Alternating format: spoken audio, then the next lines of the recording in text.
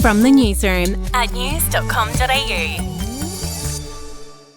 Well, Western Australia's border is set to remain shut for even longer. The state was going to open up on February 5, but Premier Mark McGowan last night announced that he was pushing it back due to the spread of Omicron around the rest of the country.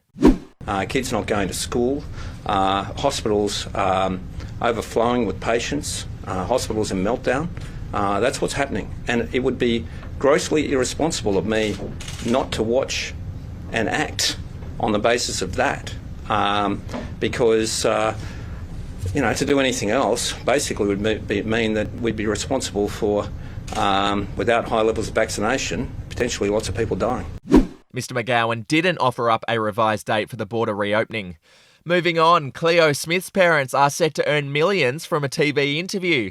The parents of the 4-year-old who was abducted back in October have reportedly signed an interview deal with the Nine network worth a staggering $2 million. The deal is thought to be an Australian TV record. In other news, Australia's best tasting tap water has been revealed after a panel of judges tested water samples from around the country. The award for best tap water went to New South Wales, with a sample taken from the Casino water treatment plant in Richmond River. South Australia was second, followed by WA, Victoria, Tasmania and Queensland.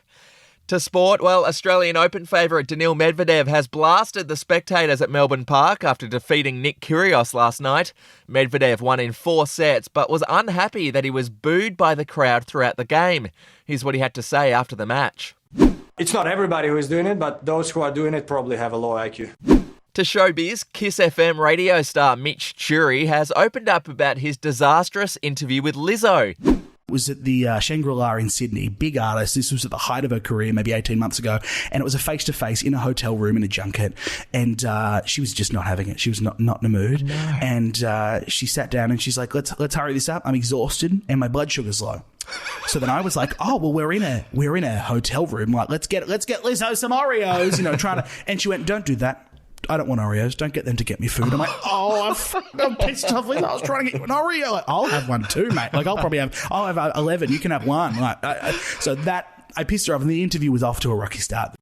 And finally, Pamela Anderson is getting divorced for the 5th time. She's broken up with Dan Hayhurst after just 1 year of marriage. Anderson last got divorced back in 2020. That marriage lasted just 12 days. Follow or subscribe to From the Newsroom wherever you get your podcasts.